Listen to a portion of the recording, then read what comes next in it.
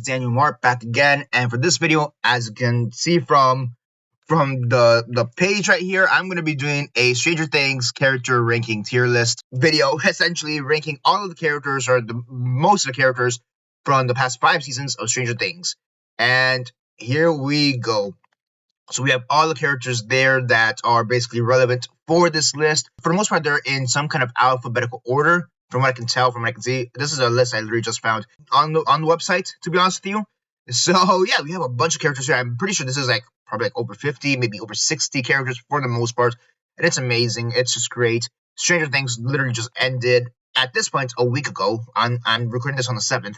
So at this point, a week ago, it ended. And I've already done my review for the finale, for the final season in general, so you guys could check out what my thoughts on that are, if it landed, the ending that landed the ending, if that makes sense, or if it's the ending that we deserved, better said. I think that's how I even titled the video. And yeah, just my overall thoughts of it. Just like very quick run through thoughts on season 5. I feel like it's a very mixed bag. I think it has some of the highest highs and some of the lowest lows. And let's just kind of leave it at that. So yeah, let's look at what these categories are. And first off, here we have top of the line, the best characters, great. Speaking of great, next up we have great. So they're not top of the line, they're not my absolute favorites, but they're still pretty much up there. That's what I have for great. Next up we have good. Good is like those characters, like, yeah, I like them. I think they could have done more with them, but they're not the worst. They're not as irrelevant as maybe say some of these other characters here that I have in the categories below them. Next up, I thought it's okay. I have okay, like, yeah, they're there. I like them enough, maybe their actors gave a decent performance, and they're memorable enough, and they did their job well. I think for good and okay, that's kind of where I land with some of these characters that are going to be these categories. Like either their performance was good enough that I liked it, despite the character not being that memorable per se. Or it's one of those things, like some of these characters are minor, so they're okay or they're good for what the story needed within their characters' parameters. Next up, I have no thoughts. Looking at this list, there's a lot of characters here where I don't really care about them, but they're not meh, but they're also not okay. They're kind of just like right there in the middle, writing the line. So kind of put no thoughts here. Next up, we have meh. My thoughts for people who are under meh, it's one of those characters like, yeah, I guess it could have done something a little bit better with you, I guess. Sometimes your performance could have been a little bit better. Maybe the writing for the character could have been a bit better. So I have a few negative thoughts on them, but I don't care enough to really bash on them, if that makes sense.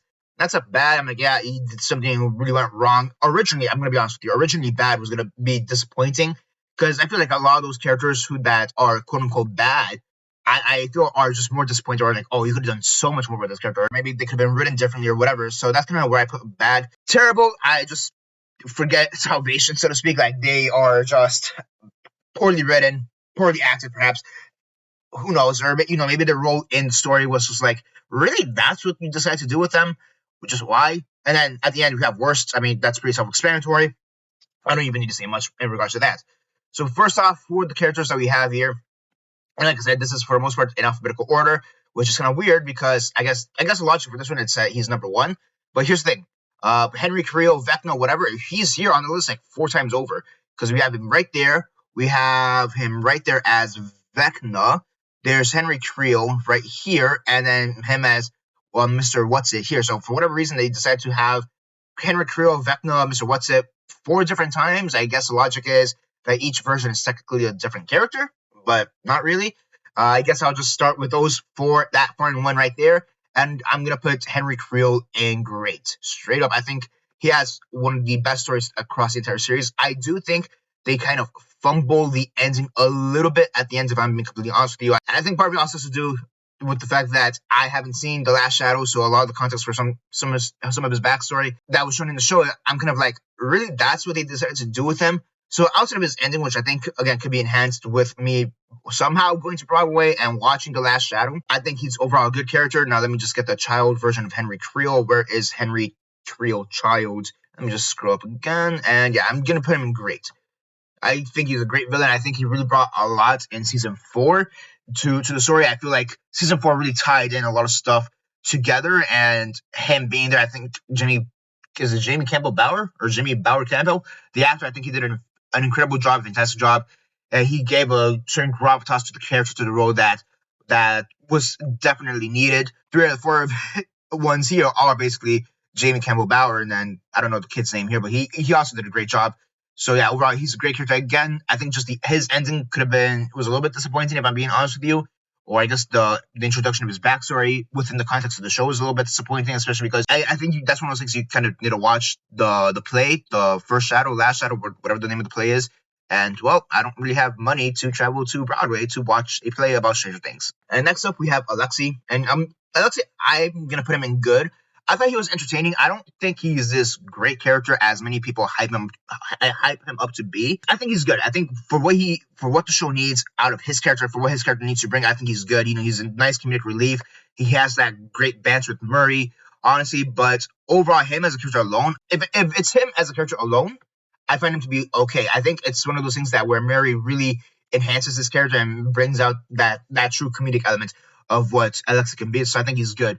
I don't think really he's great. I don't think he's fantastic. I do think that again his banter with Murray is funny, and I think that's something that really carries him. And he does have a decently sad death. I'm not gonna lie, but I can't really put him anywhere past good. Next up, we have Andy, and I'm gonna put him in okay. I mean, he's stereotypical jock bully that you have there for the last few seasons, in seasons 4 and 5. Really, season 4 because he's only like in the first episode of season 5. So, you know, he's your typical jock bully. You know, he's okay. He gets the job done for what he needs. I mean, the thing is, he's basically in the shadow of the other guys who he's connected with Jason and even Patrick, who has a pretty horrifying death at the end. He's kind of just overshadowed by who he's with, and he's just a typical stereotypical jock bully. Okay, sure, whatever. Next, here we have Argyle, and this is the first one where I'm just gonna put him in meh.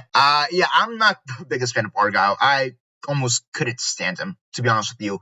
I will say right now, rewatching the series and rewatching season 4, I will say that Argyle has grown on me over my first time watching season 4. Because I remember in season 4 when it first came out, I could not stand Argyle and the song, "Pass the Duchy to the left hand side," whatever. Like that song is just annoying. Now I think I've just kind of gotten used to it. He's there. I will say this much: the actor, I forget his name right now, but the actor does give a good performance, but I don't really care for the character. He's meh. I'm not gonna go as far as to put him in the bad category because I do think he has some decent moments, especially once he's way more involved in the story. It's also one of those things where it's like it's so random that he is now involved in the story. All right, next up we have what is it? What's he called? Axel? Alex? Yeah, I'm just gonna put him in no thoughts. He's from the Lost Sister. He's part of Callie's group. Sure, I'll say this much: he's maybe the most memorable person out of that group. If anything, maybe I'll put him in okay. Just because he's maybe the most memorable person out of that group outside of Callie for obvious reasons. But out of 4 of them, the 4 or 5 little side characters that's part of Callie's group, he's the most memorable one out of them. Part of it could also just be that he looks like your stereotypical punk. So, I guess he's okay. I like the actor. The actor gave a decent performance. It's just that fact that this comes from the Lost Sister. Next up, we have Brenner. And this is one where I almost teeter-totter between good and great, if I'm being honest with you. But at the end, I'm just going to put him in good. I will put him over Alexei, however, so take that for what you will. It's one of those things that season 1 Brenner versus season 4 Brenner, it's not that they're drastically different characters, but you understand more from Brenner in season 4 than you do in season 1.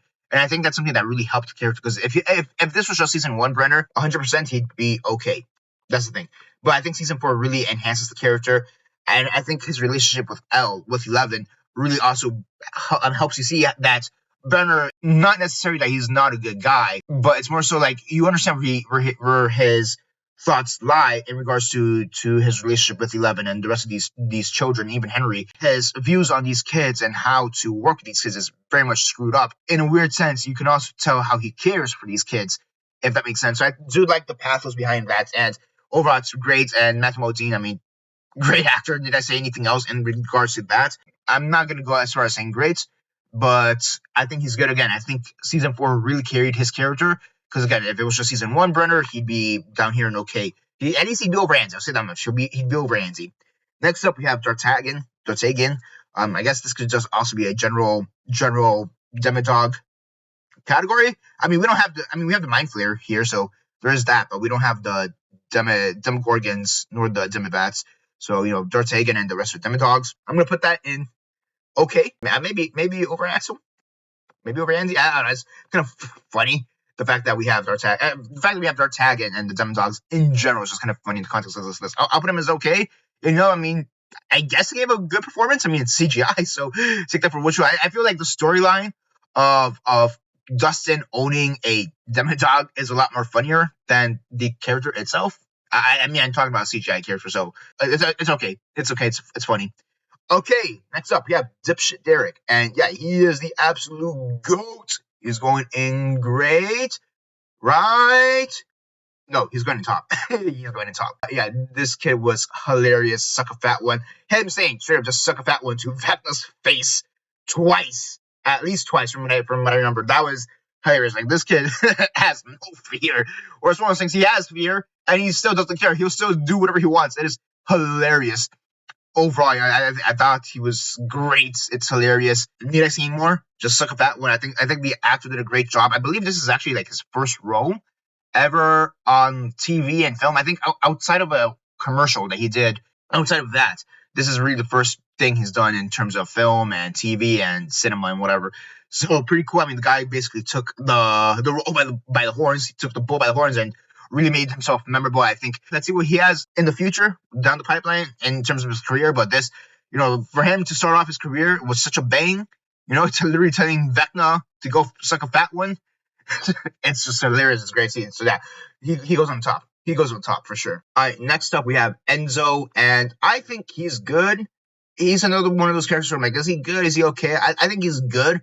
He doesn't impress me as much as Alexei, if I'm being honest with you. Honestly, Alexei is a lot more memorable than Enzo, if I'm being honest with you. It's one of those things that I almost forgot that this was going to be a character when I was rewatching season 4. I kind of forgot. Oh yeah, there is a character that helps Hopper and Joyce and Murray reconnect. That's right. So I think he's good. I think he brings what he needs to bring to the show. I think the actor does a decent job.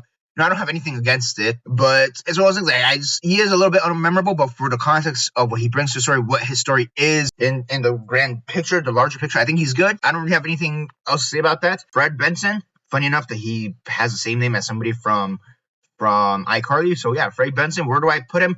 I'll be honest, I almost put him between no thoughts and okay, because he's kind of like, yeah, sure, why not?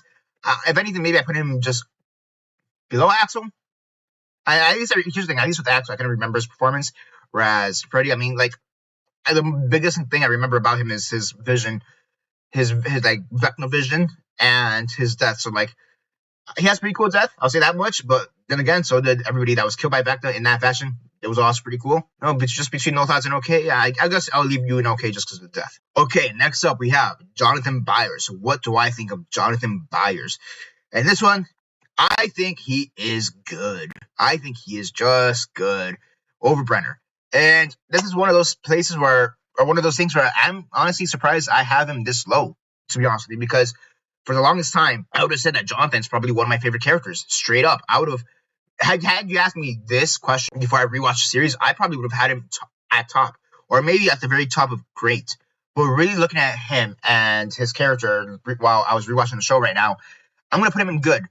I think the main takeaway I have from him that really has, I guess, soured my view of Jonathan is his relationship with Nancy. And it's one of those things, like, I never really realized how off his relationship with Nancy is. And that's not to say that opposites can't attract. Like, we've seen that's a common trope in entertainment in general. Opposites attract.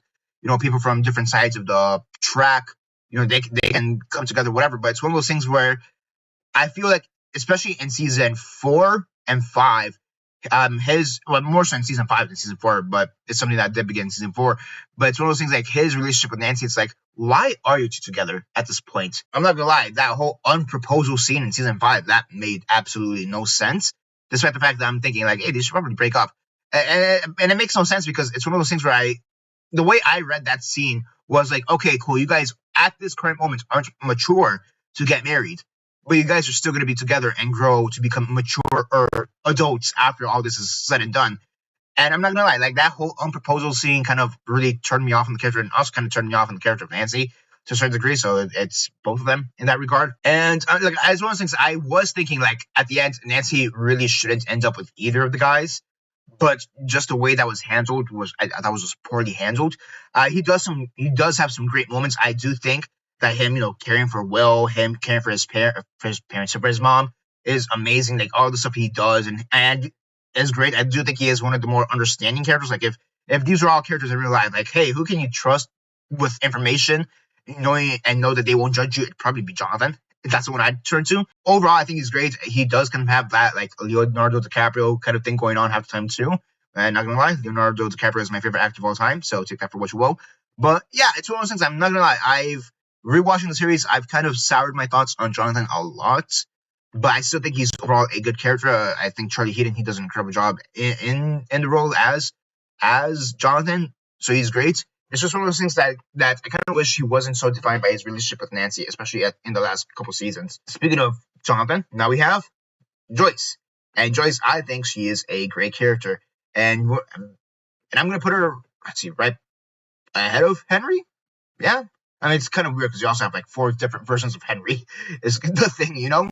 So I'd put her over Henry. I think her in general is great. I think Winona Ryder is great in the role.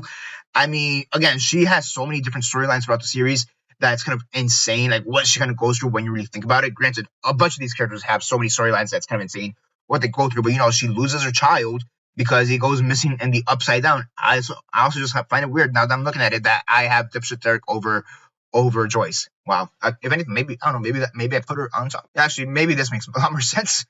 Now that I think about it. Yeah, sure. Screw it. We're gonna go with that. Either way, she definitely is one of my favorite characters in the show. I think she does great work. I think her being Winona Ryder, I think also elevates the character to such a degree. Honestly, that just really sells it. Because I feel like if this were any other actress, it'd be kind of hokey, kind of be cheesy in the way that they're freaking out. I think she has the perfect personality, I guess, or perfect skills to portray this like almost manic anxiety that she tends to have, especially in the first couple seasons. I think it's great, and I think her relationship with Hopper is honestly one of the best stuff, some of the best written stuff throughout the entire series, and most consistently written stuff throughout the entire series. And she has a number of badass moments. I mean, for God's sakes, she quite literally decapitates Vecna. You know, you want to talk about badass moments? There you go. One of the most badass moments is Joyce literally decapitating Vecna. It's just amazing. It's just great. Next up, we have Karen Reeler, and not gonna lie, this is a character that rewatching the series has actually, in my opinion of them, has actually greatly improved. And I am going to put them in great. It's one of those things where I think I almost took the character for granted. And part of it also has to do with the fact that I've never really rewatched the series. It's one of those things that every single season I've seen them when it's come out, and that's it. So it's one of those things I kind of didn't realize or remember how integral Karen was to the story at certain points.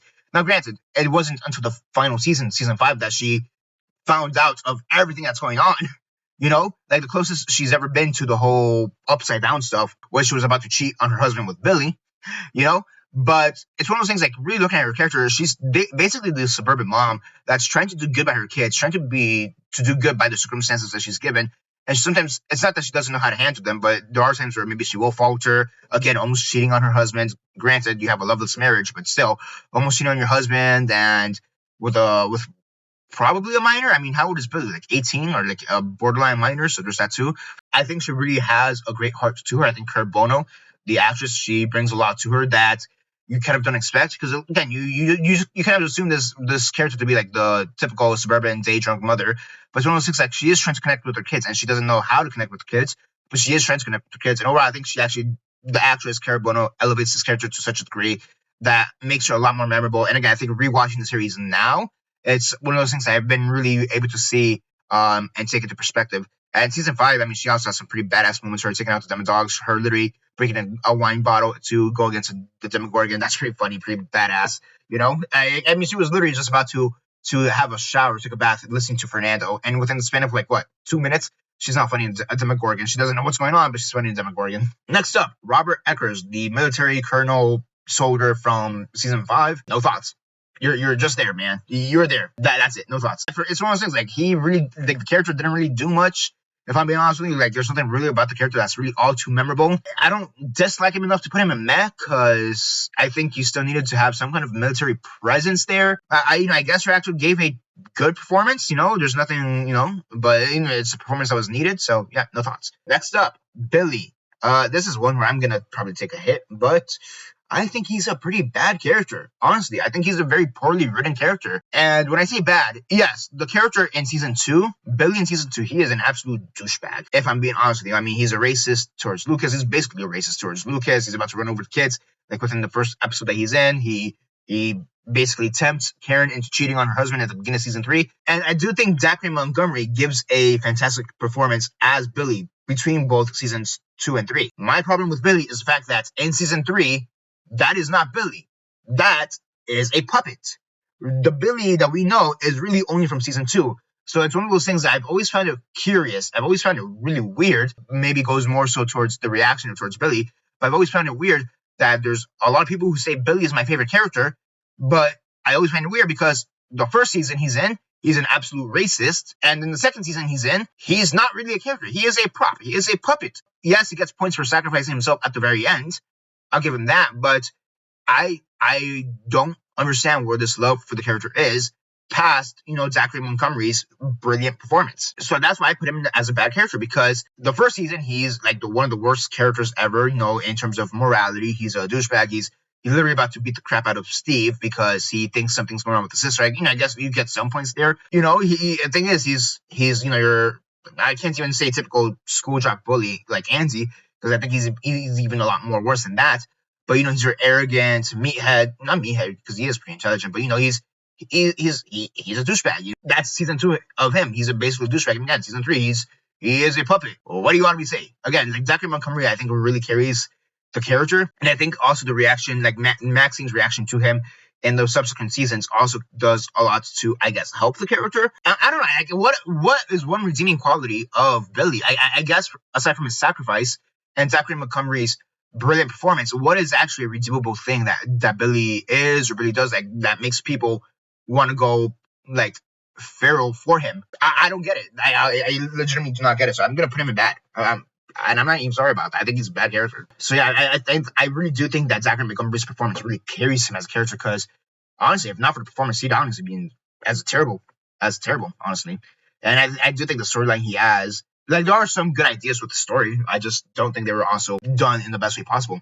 Like, it's one of those things. Had season 3 been almost like a battle of wills, so to speak, like if there was still like a shining light of Billy in season 3 where he's trying to fight the mind flayer in his mind, similar to what they did with Will in season 2, that would have honestly like improved the character's writing so much more.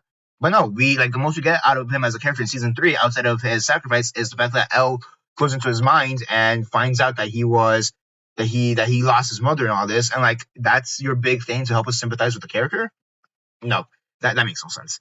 All right, next up, Bob Newby. I'm gonna be honest. I'm gonna put him in okay. It's one of those things. Is he okay or is he good? I almost put him in that borderline.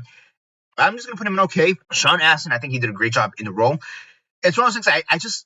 I kind of don't care for the character in general. Like, it's Joyce's boyfriend for the second season. It's cute. They have a nice relationship. He has a nice relationship with Will. But it's one of those things like I almost feel moments where he's almost like an afterthought. And it's one of those things like, oh yeah, I guess now you have to bring him into the plot because Will is flipping out. He's going into his possessed mind flayer, I don't know, phase, so to speak. So I guess you need to bring him up to speed. And I will say with Newbie, it's maybe the first time, granted in season 2, so it makes sense, but it's like the first example we have that we get in the subsequent seasons where they decide to bring in this random side character into the fold and then they die. Because you have that with Newbie and you have that with Eddie. You kind of have that with Clark. I mean, he doesn't die at the end, but still. I just find him to be okay. Like, there's nothing really that sticks out for me of him as a character.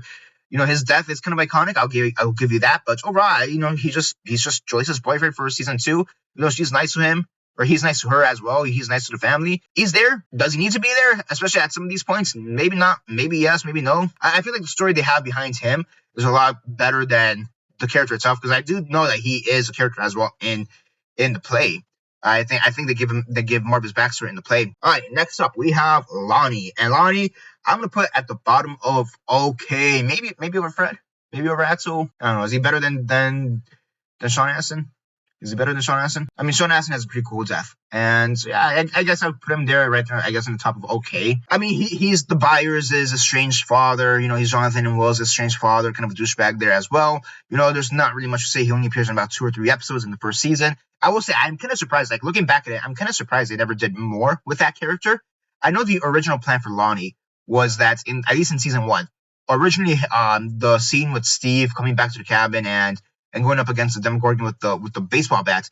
Originally, that was given to Lonnie, or originally that was written to be with Lonnie, and then they gave that scene and that whole storyline, the subsequent storyline, to Steve because they liked Joe Keery so much. I'm not gonna lie, I'm kind of surprised they never did anything with Lonnie. I'm surprised they never brought him back. So kind of a missed opportunity in that regard. Now, what would you bring him back for? I'm not really sure. I mean, Will is found alive, so maybe to say hi to his son or something, or maybe him trying to get the house after they leave to California. I think there was an opportunity to maybe bring him back for an episode or two in the subsequent seasons, but they never did. And it's not that huge of a miss. He's okay. He does the role that he's needed to do to be just to portray that douchebag father that abandons children and lives in the next major city. He does his job. Let's go with that. He does his job. Speaking of a character that just does her job, we have Tommy H's girlfriend. Not gonna lie, is it Carol? Is that her name? Carol? Yeah, she's there. She does her job. I'll be honest, I almost put her in no thoughts. If I'm being honest with you, I think if anything, maybe I put her over. At least I vaguely remember him. Her, I remember Tommy H more than I remember her. I'm pretty sure her name is Carol. I don't know. Next, Chrissy. Chrissy, wake up! Where do I have her? I'm gonna put Chrissy in good. I'd actually put her over Alexi. So yeah, a character that was basically relevant for one episode is honestly way better than Alexi was relevant for about a whole season. And yes, I'm not gonna lie that her death has a lot to do with this. That's why she's a good character. But I also think that her relationship with Eddie, even for that one episode, was very endearing. I actually read that Joseph Quinn and the actress for Chrissy, I forget her name right now, that scene that they have on the park bench or the picnic table, better said, like they almost played it off as like they kind of like each other, but since they never truly interacted, they don't really know if they should like each other type of stuff. You can kind of see that subtle romantic tension. They're kind of flirting with each other. I think that's pretty cute. I did see that Joseph Quinn said that had Eddie Munson survived, had they both survived, and the whole thing with Vecna that happened, that maybe it would have been nice to have them be in a relationship. I think that probably would have been good, to be honest with you. Her relationship with Jason, you can kind of see through the cracks of it, and I think it's really good. I think that's the thing. Like the actress did a really great job, and they actually wrote her in a very great way at the end, and you actually care for her when she dies at the end. And on top of that, she dies in one of the most brutal deaths ever, alongside Freddie Benson over here. And it's really good. And it really kicks off the Mystery 2 season 4 and everything with having to do with Vecna. And granted, it is a bit of a meme, but still, Chrissy, wake up! It's iconic. And at the end, you also have to acknowledge the fact that Eddie playing Master of Puppets, that's almost a retribution to Chrissy. Him going up against the Demobats is him trying to avenge Chrissy's death. And I do think her shadow, similar to Barbara, which we'll get to her eventually, it really does. It is something that is always in the forefront of the viewer's mind throughout the entire season. So it's really great. I mean, yeah, her for that one episode, it's very memorable. A really good character. Next up, we have Mrs. Henderson. And I'm gonna put her right there in no thoughts, to be honest with you. I mean, she's a nice presence. I guess you could put her at the end of okay. She's a nice presence. It's nice to know that Henderson that Dustin has a mom that really does love him. That he has a good family life despite only living with one parent. It's nice, but she's never really that big of a character. So like, how far can I really go with it? You know what I mean? So do I put her in okay? No thoughts. I mean, take it or leave it. I'm gonna say an okay just because I used to know that Henderson has a good mother. Next up, we have Callahan, Officer Callahan, and Argyle is more memorable than Callahan, so I'll say that much. I don't really have much to say about this character. He's kind of just there. He's kind of annoying. He kind of gets on my nerves sometimes. So there's that, especially in the first season where it's like, bro, just do your job. Like, stop giving an opinion. Just do your job. All right, next up we have Dr. K, and yeah, straight up one of the worst characters we've had on the show. Well, the reason she's the worst is honestly because of the casting. You got Linda Hamilton, one of the most badass action stars of the 80s with Terminator and Terminator 2. And you give her this role, which amounts to what? It is the definition of a nothing character. If this was just a random actress that they got, Dr. K, honestly, would have probably been like a meh character. Honestly. If they would have gotten like, I don't know, Susie Smith to portray her, they never really did much with the character. It is what it is. She's there. She's inoffensive. Whatever. But it's the fact that you guys got Linda Hamilton and you wasted Linda Hamilton so much. Honest to God, tell me one memorable thing that Dr. K did in season 5. Like straight up, what did she do that was so memorable in season 5? And I think just because of that alone, she is the worst character because you wasted like again one of the queens, one of the action queens of the 80s and the 90s. You know, with Terminator 1 and 2, like this is how you repay her for her work. Like to give her such a nothing burger character that does nothing. You know, she's against 11 for obvious reasons. She's trying to get 11 and use the what is it, the supersonic radio things, whatever, to like lessen her powers or to nullify her powers. Like sure, but just why did you guys disrespect Linda Hamilton with like this absolute trash fire of a character that does nothing, is written in the most generic way. What are we doing here? What's the point of this? Next up, we have Sam Owens, and Sam Owens is one I'm going to put here at the bottom of good. Yeah, I'll say this much: I like Chrissy a lot more than Sam Owens, if I'm being honest with you. And Sam Owens is one of those characters where I almost forgot he was a character. If I'm being honest with you, similar to Enzo over here, he's a character. Yeah, that's right. There is this doctor who is trying to be helpful for about 2 seasons. You're right. I kind of forgot about that.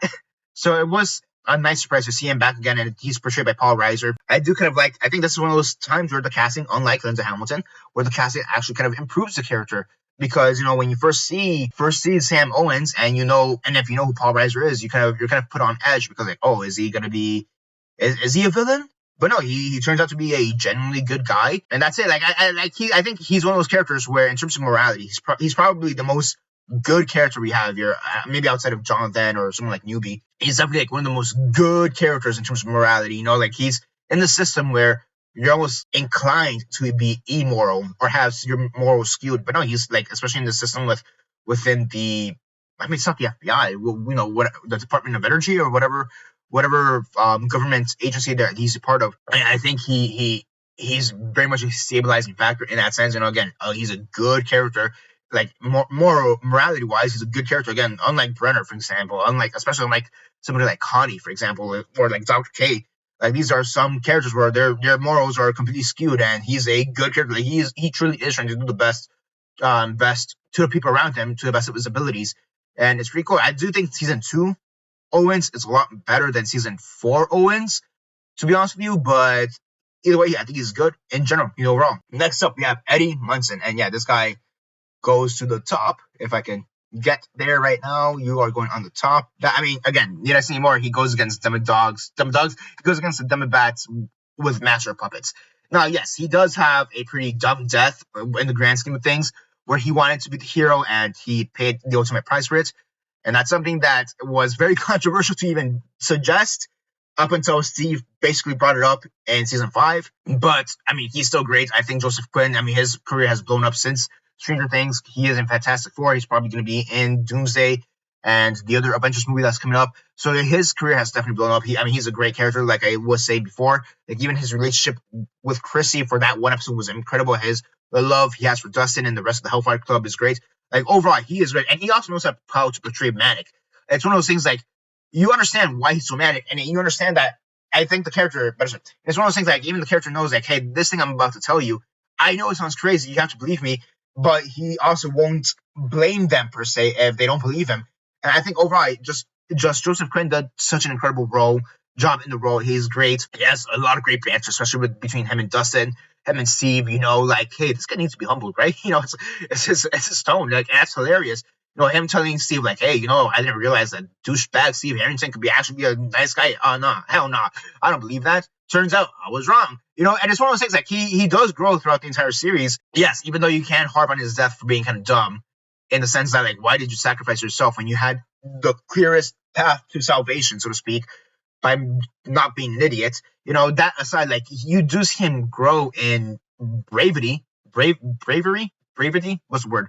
You do see him not become a coward as the season progresses. Him stepping up and doing what needs to be done. Granted, it resulted to horrible effects at the end, but still, overall, just a great character. And like, how many characters can you say have a metal death?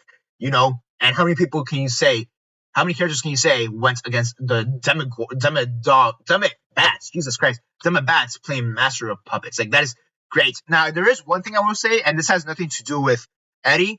It's more of a storytelling, not even issue, because it's not really an issue. It's one of those things I just kind of wish would have been slightly different. I kind of wish they didn't use Master of Puppets. I understand why they use Master of Puppets. Do not get me wrong. I 100% understand why they use Master of Puppets. and it's completely badass. There is a small part of me that wishes they would have used a different song, specifically, specifically, "Run for the Hills" by Iron Maiden. I think that would have been a nice contrast to running up that hill from Kate Bush. That was Max's song throughout the entire season, or the last 2 seasons. I think that would have been a nice little contrast because yes, hill, but it's also one of those things like Master of Puppets within the timeline of the show. Master of Puppets and that whole album came out like 2 weeks before the events of Stranger Things season 4. Within the actual timeline of the show. Whereas Iron Maiden, I forget what album the Trooper, is that the name of the album? I'm bad with album names, to be honest with you, but it's one of those things like that album had been out for about 2 years. So it's one of those things like because there were some questions I remember at times like really Eddie decided to learn Master of Puppets what within the span of a week, right before everything went down with him and the whole Vecna and Chrissy dying, because that was probably a week in and of itself. So like he learned Master Puppets within like a weekend. That's pretty insane. Low key, do not believe it, but sure, why not? Let's have this very metal moment. So also to kind of like not have those discussions, maybe you could have done Run for the Hills. Also, I feel like Iron Maiden too was one of those bands during the Satanic Panic movement that really took a hit, especially over Metallica, and then part of it had to do with the fact of number of the beast, 666, the number of the beast. That could have been a nice little tie-in, but overall, just great. All right, next up we have Erica, and yeah, Erica, she's a character where I find her to be okay. I'll be honest, at the bottom of okay. She's somebody who like I do have thoughts on her, but it's one of those things like, do I put her in meh or do I put her in okay? And I'm gonna put her at the bottom of okay. I don't know. I think I can at least maybe put her over. And it's one of those things like I have Erica. Like I'm just thinking, am I really gonna put her under someone like Axel and Dustin's mom? Like it kind of makes no sense. Like even Lonnie. I don't know. I think that makes sense, honestly. Like because realistically, all these are minor characters, like super minor characters, and you just had an ultimate main character here. I think she's just okay. I think she's the type of character where she's almost like a dash of spice. Yeah, you have to know how to use her, and I feel like, especially in seasons 4 and 5, like she wasn't used to the best of her abilities. It's one of those things. She just kind of got a little bit annoying for me over time. I know a lot of people say this about Robin, for example, but like honestly, for me, Erica is one of those characters that just kind of over time in the show, she just kind of became a little bit annoying for me. It's one of those things where like her whole personality was just being sassy. And granted, she's not a main character, so I understand she's not going to have a huge storyline like her brother Lucas will have, or anybody else, or like even Nancy, for example. So I understand that much, but it's one of those things that after a while, like, is that all you have? Her just being sassy? I mean, like, I guess it works, and she does have her great moments. Her literally calling Murray a bald bastard. That was hilarious. Don't get me wrong, but like, and her telling Mr. Clark, like, hey, bro, this is not the time. Wake up and actually help us. Like, I think she has her moments. But in the grand scheme of things, like she's one of those characters where literally you just need a few dashes of spice, and you don't really need much else from her. But after a while, she just kind of got, I don't know, overbearing, or like I don't know. I think overall, I don't know, like her being just the sassy character there, like it just got grating after a while. If I'm being honest with you. All right, next up we have Dustin, and yeah, he's going right there at the top. He is going at the top. He is going at the top of the top right here, even over Joyce. Yeah, Dustin overall is one of my like probably top 3 favorite characters within the entire show. He is so great. He's amazing. He's hilarious. He's I don't know, quirky. I guess that's the right word. Quirky in this case. I mean, overall he's great. I will say his storyline in season 5 is kind of a disappointing storyline. Let me just have a little rant on this. I understand that after season 4, going into season 5, I understand that you're still mourning Eddie's death. And I understand that that's kind of affecting your mood. And I understand if you're still angry because people still view Eddie in a particular way. I completely understand that. What I don't understand is, why do you have this animosity towards Steve all of a sudden? I thought that was such a weird choice. And not to a point that I ruined the character, because I don't think it would have ever gone that far. But I thought him being against Steve was such a weird choice. I just want to do a quick little rant on that because I think it just needed to be done. I still kind of don't understand what the logic was behind that. But overall, I've always loved Dustin as a character. I think he's one of the most entertaining characters throughout the entire series. Him always having his side little missions, even with Steve, like him having the Russian subplot with him and Erica and Steve and Robin. That was hilarious. And making sure they won't get caught. Apparently, also, here's a fun fact about Dustin. Outside of 11, or besides 11, he's apparently the only other character from the party, from the kids, who has actually killed somebody. He killed Dr. Zarkov, the Russian doctor scientist, when he was saving Steve and Robin. I actually didn't know that, so like I searched it up, on the Phantom Wiki for Stranger Things. I'm like, oh, okay, kind of random. So and that's one of those things, like maybe they could have explored that, maybe not. Who really cares? I mean, overall, I think Dustin is great. He does have his moments. Of course, you have Never Ending Story with Susie. That was actually pretty heartwarming, honestly, more than I expected it to be or remembered it to be. Now that I'm rewatching the series, he has a bunch of great moments.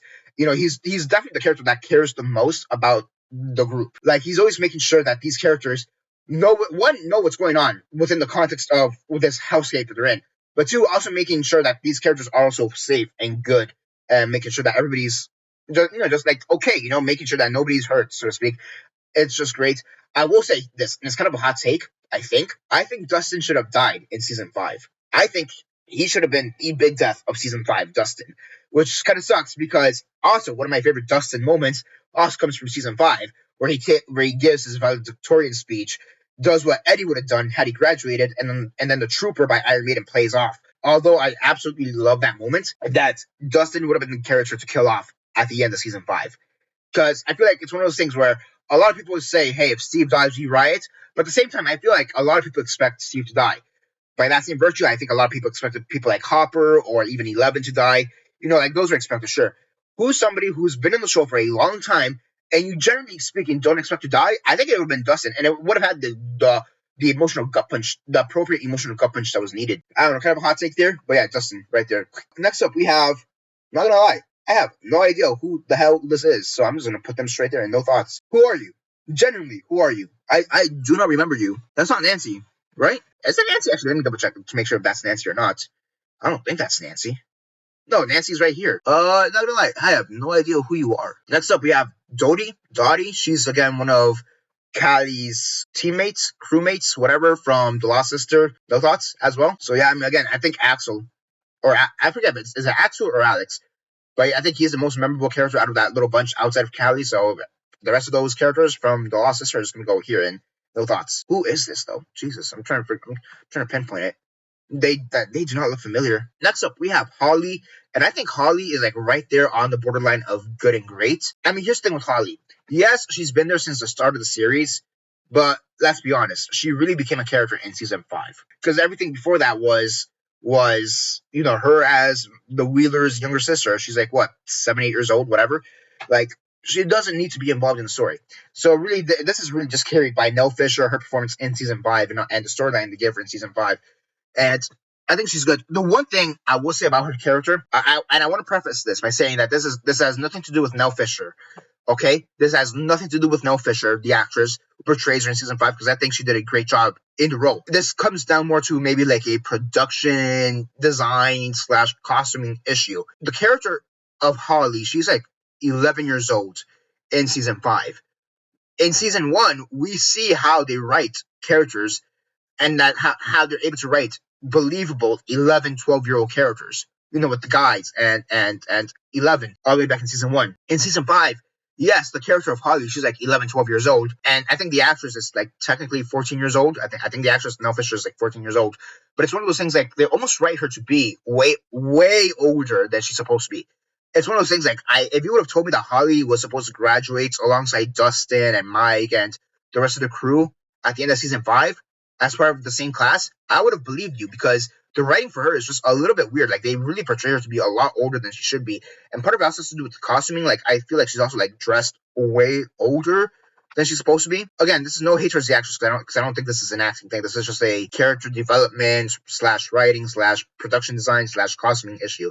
So I just wanted to point that out very fast before I get into Holly. I think Holly had a great story throughout season 5. I think her relationship with both Max and 11 was great. I think that's when the episode Escape to Canada's Thoughts. Is that the episode? I mean, I think that's where it starts, and then of course it goes on to the end of the series, season, same thing. So I think her storyline overall in season 5 is good. I really do like it. I think Nell Fisher brings a lot to the role. Maybe some of it is hampered by the fact that Holly as a character has never really been a character before season 5, but you also can't really blame.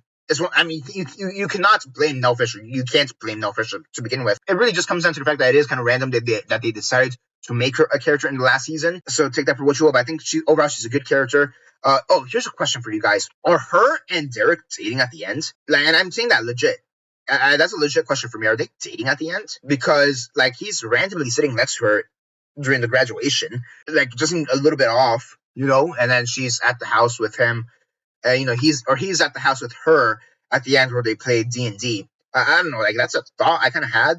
Like, are they dating at the end? Question mark. Next up, Hopper. Yeah, I mean, do I need to say anything more? He is top of the line. He is right there. Do I put him over Dustin? To be honest with you, that's kind of where I struggle with, because here's the thing. I think Hopper and his story throughout the entire series is a lot better than the stories that they give Dustin. In a sense, I can relate more to Dustin than I can relate to Hopper, because, well, I'm a nerd. I'm still a young nerd. Generally speaking, I'm not this grieving father that we see at the beginning of the series. So I just want to say, I could almost switch them, and I think David Harbour does an incredible job. I mean, the storylines that they give Hopper across all 5 seasons are great.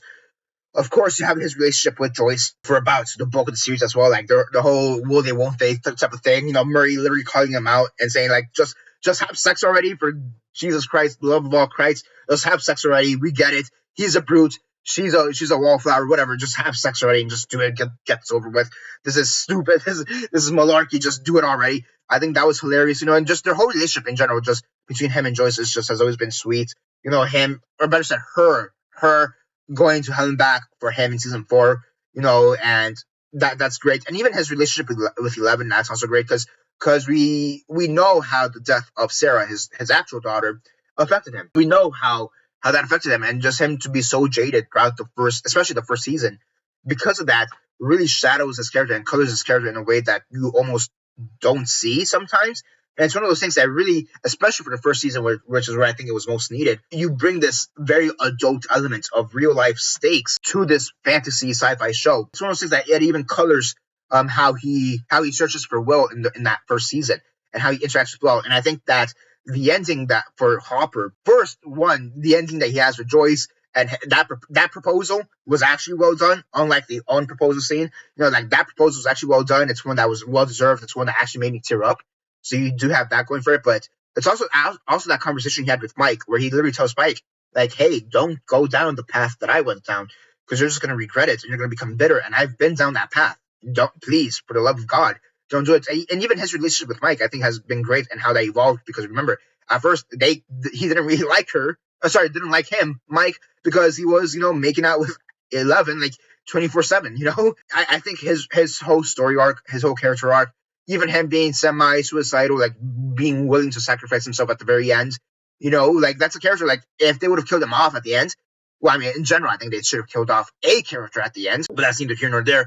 But it's one of those things that, like, had they killed him off, I also think that would have been a very well-deserved ending at the end. Like, I think he's an incredible character. I think David Harbour brings so much to the character, and again, that's why he's one of the top characters of this entire series. I think now that I'm talking about it way more, I probably will have him over Dustin. I'm looking at this list, and like you have these iconic characters, even months into a certain extent, and it's funny how Dipshit there was also like, yeah, I'm here at the top, suck a fat one. Next up, we have Larry Klein, and I'm gonna put him in good. I'm gonna put him honestly like right here on the middle of good. Now, morality-wise, he is not a good character. He is a complete douchebag, But I think it's one of those things that Cary Elwes really carries the character. He really carries the performance, so to speak. Like, he has such an entertainment presence to him. Like, Cary Elwes, I think he's best known for The Princess Bride, arguably best known for The Princess Bride. I mean, if I'm not mistaken, he's also in Saw. Right? He's also like a long-running character in Saw, that whole franchise, if I'm not mistaken. What is he, Dr. Gordon? Is that who he portrays in Saw? But like for me, I associate Cary Elwes more with Princess Bride. Him being Wesley and being this heroic character. So for me to now see him in Stranger Things as this like scummy mayor of the small town, it's honestly very entertaining. I think he gives a very entertaining performance. I think that this is one of those situations where like the performance really carries it, because overall the storyline they have with him, it's kind of basic. Like, yeah, you have your corrupt mayor here trying to make deals with the Russians.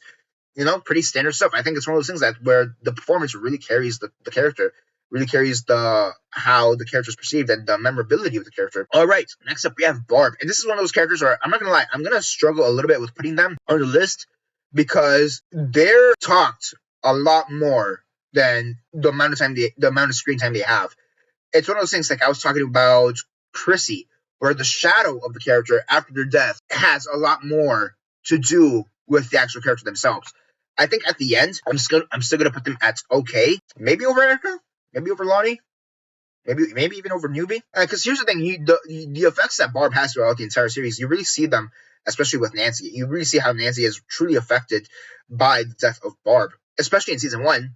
And similar to Chrissy, it really does shadow some of the more fantastical elements of this, because like, oh, here are your stakes. You have these characters similar to Chrissy. You have these characters who are like, these are inherently good people. These are inherently like, your basic teenagers that they're struggling with whatever they're struggling with. They just get taken out by this mythical creature, this Demogorgon, or the Vecna, so to speak. It kind of sucks how they went out, and they also did go out in a brutal fashion. I think the fact that Barb and her lasting effect has been something that bled into season 2, and has honestly bled up until the end of season 5. I think that carries her character a lot more than the character itself. I forget the actress's name, but I think the actress did a good job. There is that. I think she did a good job in the role. It's just one of those things. I think her legacy post death is a lot more memorable than the character itself. So, I'm still willing to put her here at the top of okay. For the most part, I mean, it's kind of weird because I'm thinking the legacy of the character versus the actual character itself. I don't know, like, it's one of those things. I could maybe put her here behind Lonnie. It's like, yeah, I'm kind of like torn. Maybe there. Maybe in between Lonnie and Newbie. Next up, we have Angela. I mean, Angela, for what she's needed, yeah, she's good. She's, again, your stereotypical bully, and not a jock per se like Andy, but, I do think she is a lot more memorable than Andy. I think that's the most comparable character, because she's the leader of her group, as opposed to Andy, who's just a foot soldier of the group. Angela is the leader of her group of bullies that goes against Elle, that goes against Eleven, goes against Jane, and is constantly bullying her. And you know what? She very much did deserve that roller skate to the face, So there's that. I'll put her at the end of good. She does the job well. The actress did a great job, Congratulations. But I don't really have much to say about you past that. Next up, you have, who is this?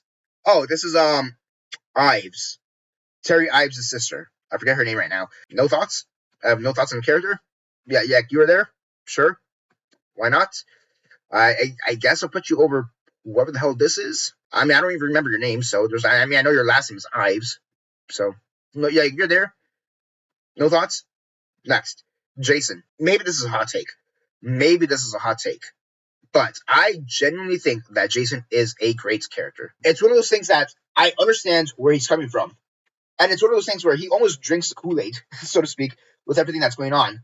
But I also don't blame him for, quote-unquote, drinking the Kool-Aid. It's one of those things where I actually saw something where the actor stated that had he not seen Patrick's death, seen Eddie, I guess, at the scene of the crime, he probably would have been willing to concede that Eddie did not kill Chrissy. Oh, I just didn't realize that. They're on top of each other. That's pretty nice.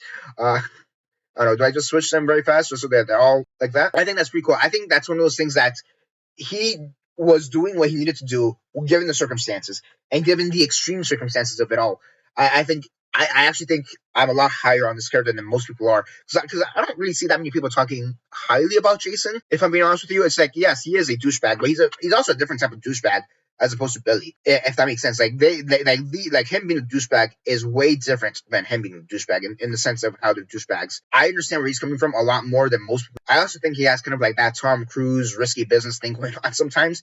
And I wouldn't be surprised if he says, yeah, I was pretty much inspired by Tom Cruise in certain moments, because in a lot of sense, he is the most dangerous character outside of Vecna. Where are you? Outside of Vecna in season 4, he is the next most dangerous character, because think about it. He basically raises a cult in season 4 and trying to go against Eddie. But that makes sense because it's the Satanic Panic, and him trying to almost use Chrissy's death to further the cause is great. I will say he overall, I think he's a very well written character. I think he does great for what he's needed to do. Even that fight at the end between him and Lucas makes sense. Like, I actually think that this character is a lot more underrated and there's a lot more to the character than people give him credit for. And I think the actor does a fantastic job. I actually really like the character, and I understand where he's coming from. I actually think he's a great character, greatly written character. Speaking of Lucas, I'm going to put him here at the top of greats. I'm going to put him there at the top of greats. I think he's the voice of reason within the group. He is definitely the voice of reason within the group. I also think that his relationship with Max is just incredible, but at the same time, he's not defined by his relationship with Max, if that makes sense. Like, he has other things that he's going through. He has other things that he has other ambitions. Like, he's on the basketball team. He's trying to make sure that he's doing good with basketball. He has his sister Erica. He's trying to make sure that she doesn't get herself in trouble and get killed in the process of everything that they go up against. I think it's one of those things where I'm almost willing to say that Lucas is probably the most underrated character from the core kids. Between him, Dustin, Will, Mike, and Max, and 11. I'm willing to say he's probably the most underrated character out of that bunch. And for me, I actually really like him because he, even more so than Dustin at certain points, I almost feel like he's the most realistic character because he's not just solely defined by his relationship with a girl. And also, I'm gonna be honest, like if I had to say who has a more toxic relationship, is it him and Max or Mike and 11? I'd say Mike and 11 have almost a very toxic relationship at times, whereas him and Max, they just need to communicate better at times. And granted, when your girlfriend's in a coma, it's kind of hard to communicate. I'll give you that. But even before that, like it really comes down to that. They just need to have proper communications. I actually really like the storyline between them, like just to define the relationship a bit more. I really do much like their chemistry a lot. I think it's great. I do very much like where they end their story. Like if you were to tell me that they're gonna get married soon, yeah, I'd buy it because that makes sense. Overall, I think Lucas is great, and I think he brings a lot to the friend group. And I think it's one of those things that it almost saddens me that he's as underrated as he is at times. But I think he's a great character. I think the one thing with Lucas is the fact that I kind of just wish they would have given him a moment because, like, I feel like they always gave Mike a moment. They always gave Will a moment. They always gave Dustin a moment. I don't like if you were to tell me like what is Lucas's most badass moment. I kind of struggle with that one because like with Will, for example, it'd be him taking out the three Demogorgons, and his possessed vision way. I would say Mike. I mean, Mike is basically El's boyfriend. I would say his most iconic moments would be anything to do with 11. Even going as far back as season 1, where he kisses 11 at the end of it, and them going to the ball together. But like, what's Lucas's iconic moments? I guess I don't know, sitting by the hospital bed for Max, which I guess does count.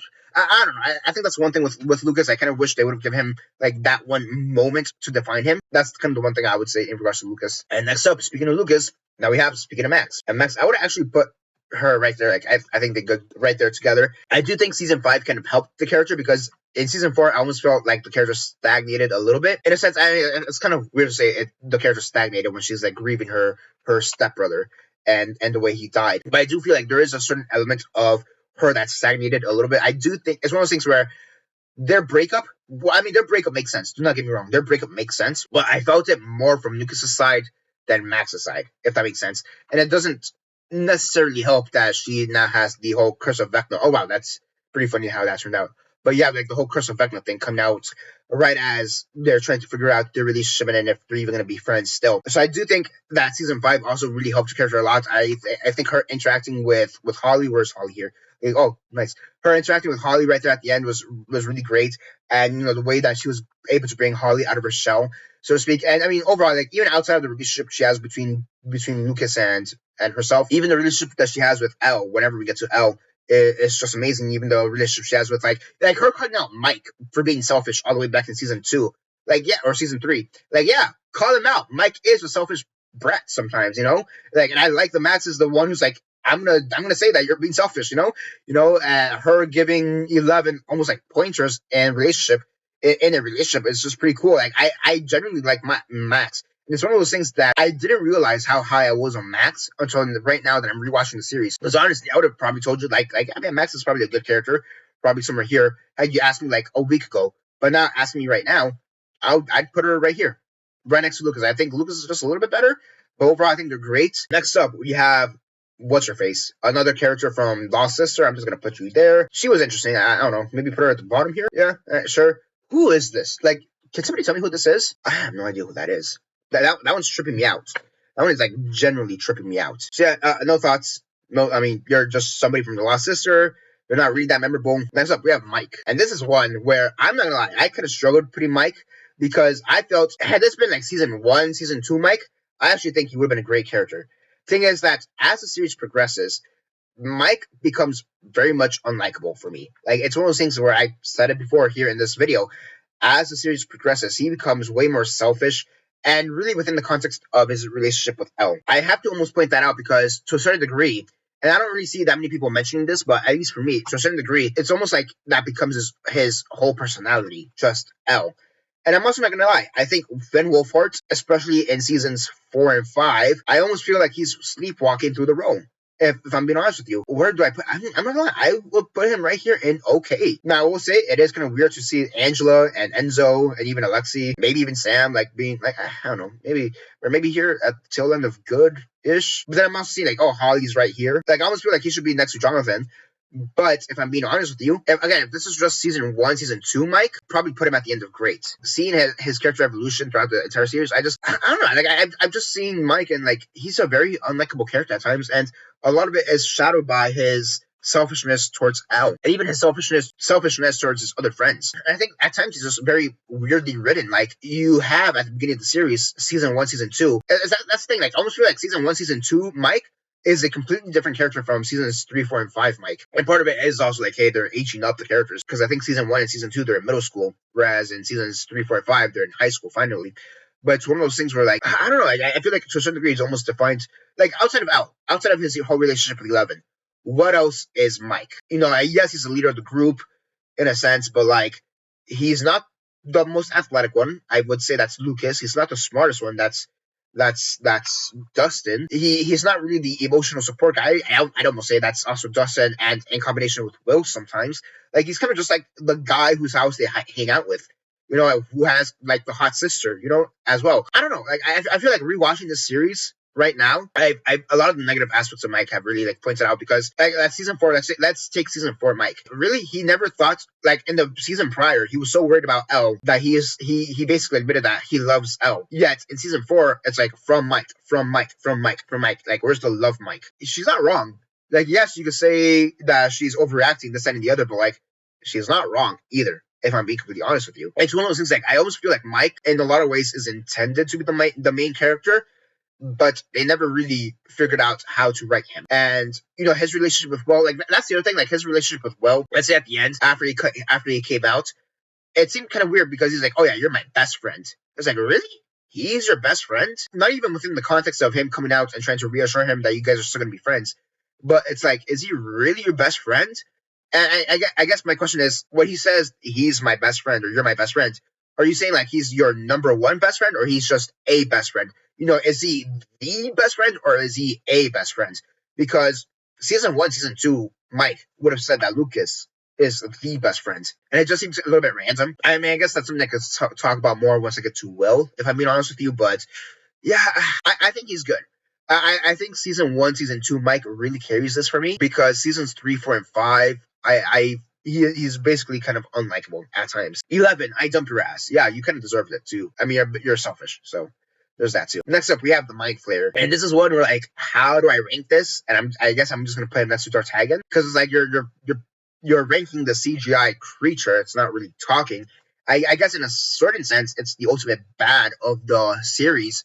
But like Vecna, like that's the thing. Like regardless of who's the leader, whether it be the Mind Flayer or Vecna, like Vecna, regardless, has the most to do, even over the Mind Flayer. So I'm just gonna put the Mind Flayer at okay, mostly because I don't really know how to rank that. I do think the storyline that they give it in season 2 is pretty cool. The way it's utilized in season 2 is pretty cool. I guess its death at the end of season 5 and the finale is kind of random. I do think that final battle could have been a lot longer. Next up, we have Mr. Clark, Scott Clark. He is a good character over. It'd be kind of weird if I put him over Mike, so I guess I'll do that. I think he's a good character. I do think him being put into the group at the end of season 5, that was random.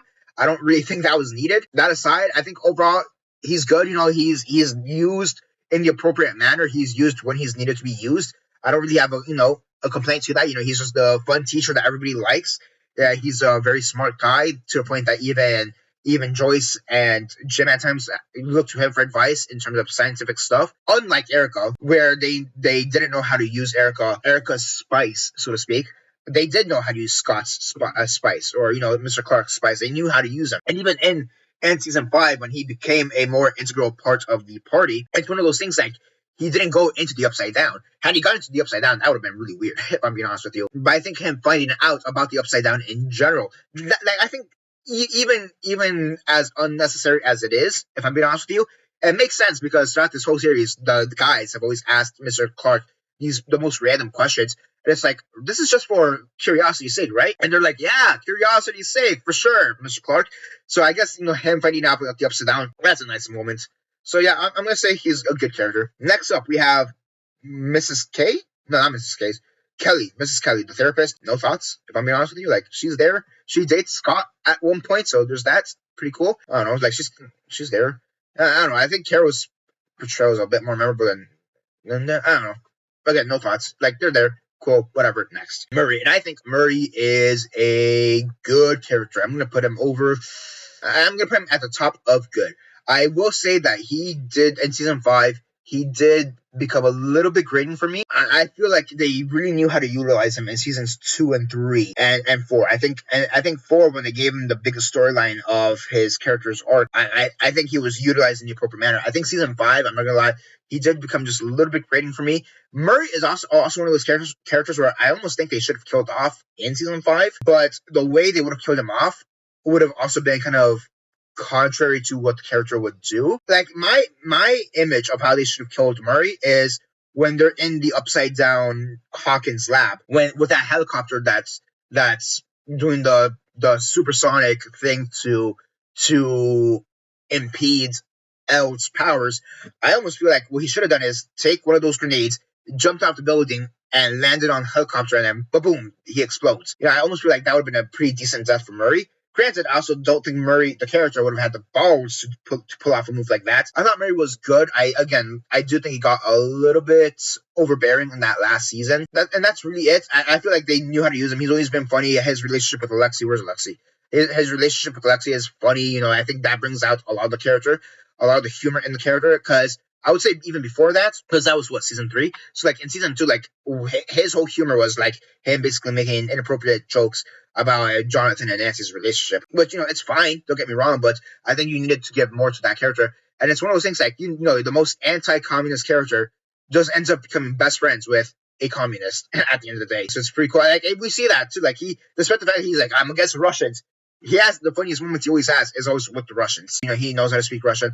Again, overall, he's a good character. I think for the most part, they knew how to use him. And then season 5, he kind of took a bit of a downturn. Not the most drastic downturn, I'll say that much. It's not the most drastic downturn, but still a bit of a downturn. Next up, we have Nancy. And Nancy, I think she is also a good character. Good character. I almost feel like great character, to be honest with you. Like, I think right there at the bottom of great, maybe over Jason. I think the one thing with Nancy is the fact that in season 5, I almost felt like she was a little bit useless. Like, I felt like outside of their relationship with Jonathan, I almost felt like they didn't know what to do with her at the end in that last season. Because throughout the rest of the series, like, we know what she's about. Season 1, she's all about finding out who killed Barb or what's killed Barb. Seasons 2 and 3, it's about her being the top news reporter. Even season 4, it's her being that top news reporter. It's also her caring for her brother and his friends, making sure they don't die. Her, having that last stand with Dustin at certain points, and at the end of season 2. So I will say, though, I think season 5, they did kind of not wreck the character because she wasn't like completely ruined. But I will say, like in season 5, it almost felt like she was just defined by her relationship with Jonathan. But I do feel like she had a lot more to do than just that relationship with Jonathan, which I can't really say about Mike.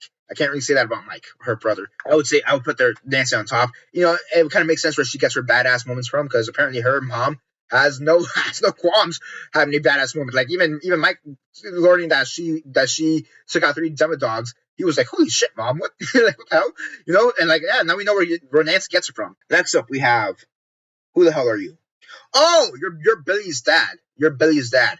I guess since I kind of low-key just forgot who you were, I'm gonna put you in no thoughts. I mean you're abusive.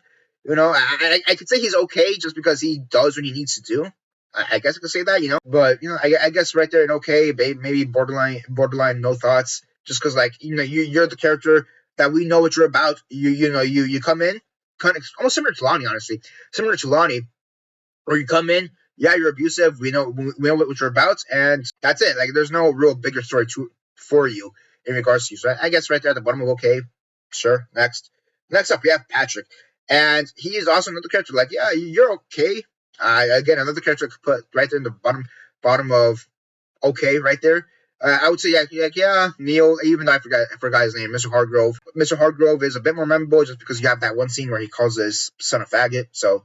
You need to go look for your sister, this and the other. Like Patrick, like his most redeeming quality is his death. Yeah, I guess you're okay just because of your death. If it wasn't for your death, I'd probably just put you in no thoughts. All things considered, you had an iconic death, so that's okay. Next up, we have, this is Newbie's sister. So this is the only character from the play? Because is this a character from the play? That's what I don't remember her. So okay. this is kind of bigger lore stuff. I'm surprised because I thought this would have been all seasons 1 through 5, and then they put a character from the play. So for those who don't know, the first shadow, Newbie, has a sister. This is his sister.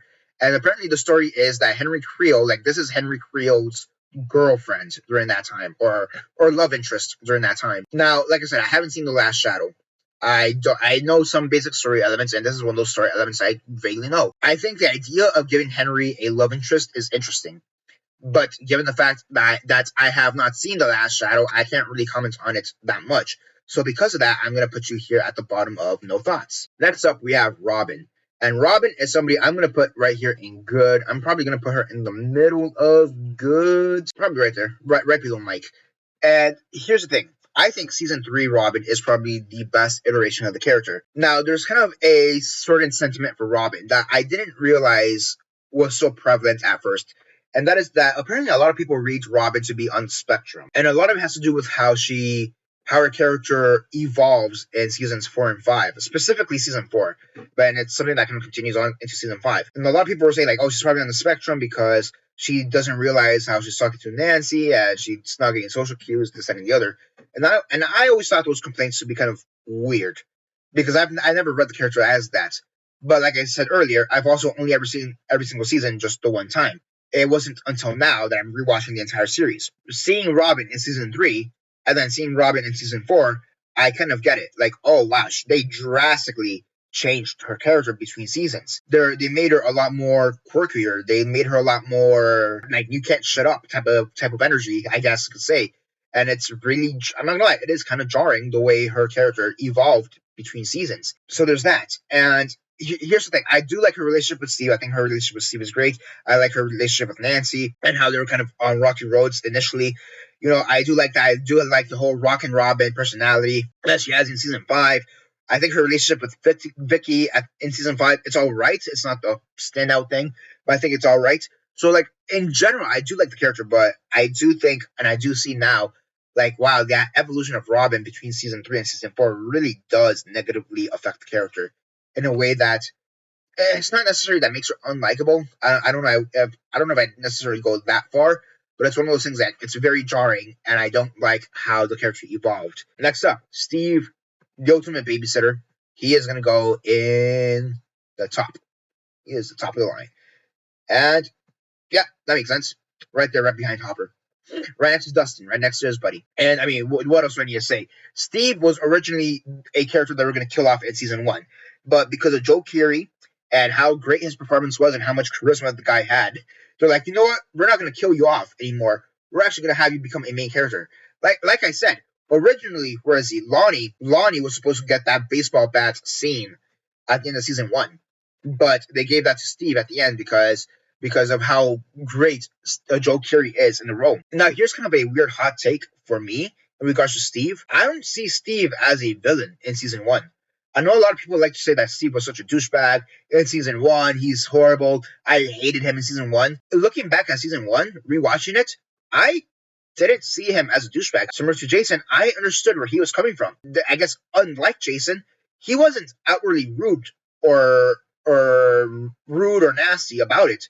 He was just very matter of fact about it. Now, yes, you could say that his relationship with Tommy H and him allowing Tommy H to write Nancy is a slut on the movie theater sign, you know, there is that. Like, he has his negative moments where he's maybe immature, but it's also one of those things that you have to understand where he's coming from. Like, he just found out that Jonathan was taking secretive pictures of his girlfriend from afar. I kind of understand why he broke the camera, if I'm being honest with you. So it's one of those things that I find it very weird where people are like, oh, I don't, like, not necessarily that I don't like Steve, but like, oh, Steve is a hole.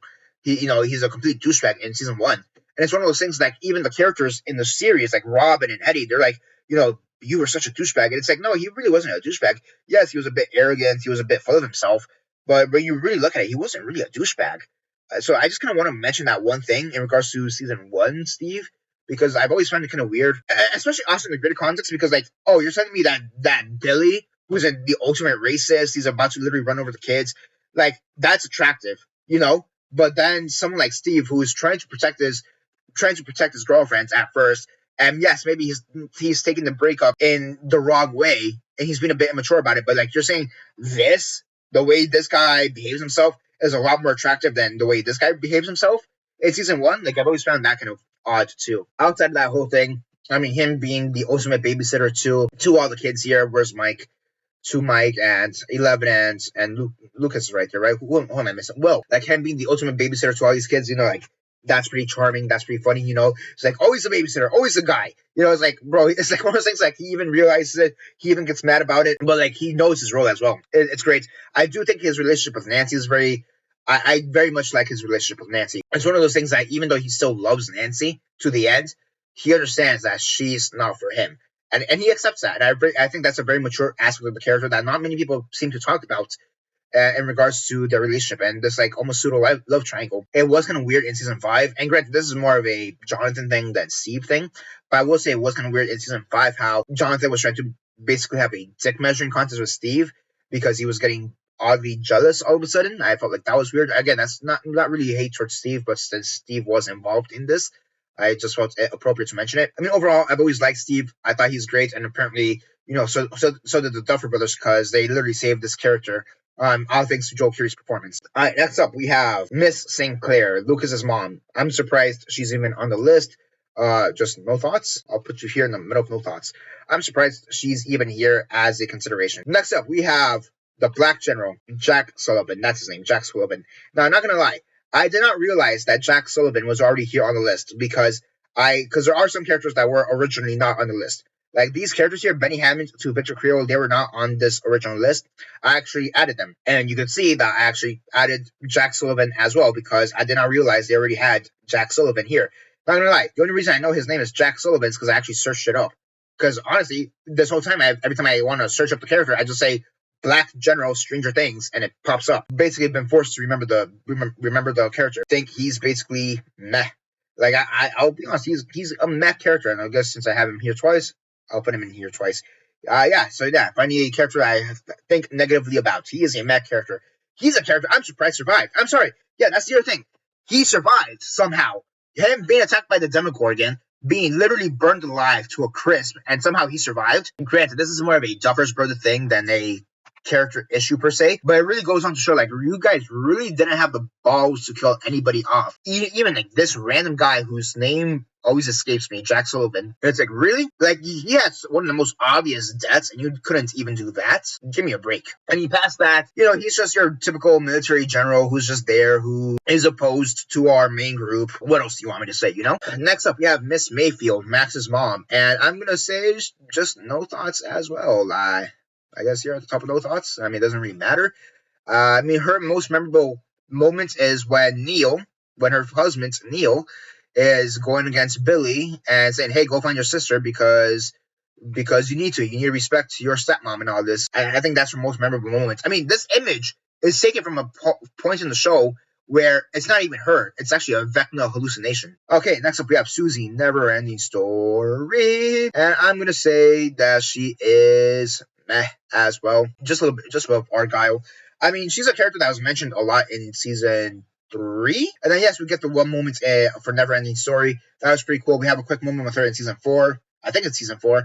Yeah, it had to be season 4 where she's changing Dustin's grade. I think that was funny. And you do have a whole episode with her later on in season 4 as well, where you go into her house. But, like, it's one of those characters, like, she's there. She's meh. I guess the character gives a good performance, or the actor gives a good performance, but it's one of those things, like, there's really nothing to the character aside from just being Dustin's long-distance girlfriend. And again, her biggest moment is Never Ending Story. So I'm just like, yeah, sure, whatever. I'm a little bit indifferent to this character, but not to the point of being no thoughts. So I'm just gonna be like, meh. I guess I could have done more with you, but like, also how? Next up, we have Who the Hell Are You? Oh, you're the crush that Robin had for like an episode. Tammy Thompson. Yeah, I mean, you're literally used for a gag. So no thoughts. I mean, you're basically a gag character. You're mentioned for a second in season 2. And you're brought back for a single scene in season 3 just for a gag. So no thoughts. Yeah, you're basically a gag character. I would say even more so than here, just because I still don't know who the hell you are, and you're from something that I can't even see because I need money to travel to New York and Broadway. So I guess you're right there at the bottom of no thoughts. Sure, whatever. Next, Ted Wheeler. Okay, here we go. Let's start cooking here. Ted Wheeler, I think he is also one of the worst characters in the show. I almost say terrible. I'm gonna put him in terrible. Just because of the fact that the actor wasn't completely wasted, unlike Linda Hamilton was. So I'm going to say they're terrible. But it's one of those things where Ted Wheeler, he's known for being so unmemorable at times. Like, bro, how do you fumble the bag so hard that Karen is willing to cheat on you with this guy who's basically fresh out of high school? And you're always so lost in the story. At least Karen is trying to be like the attentive mother figure, the parent figure who's trying to figure out what's going on in their kid's life. You're just like kind of there, sitting on the couch, watching your TV, just existing. I will say this much: him going up against a Demogorgon, even for a moment, was pretty badass. He gave two whacks to Demogorgon before being swung across the house, being swiped across the house. That was a pretty cool moment. And now I think about it, now that I think about it, did they really give a badass moment to Ted, but not Lucas?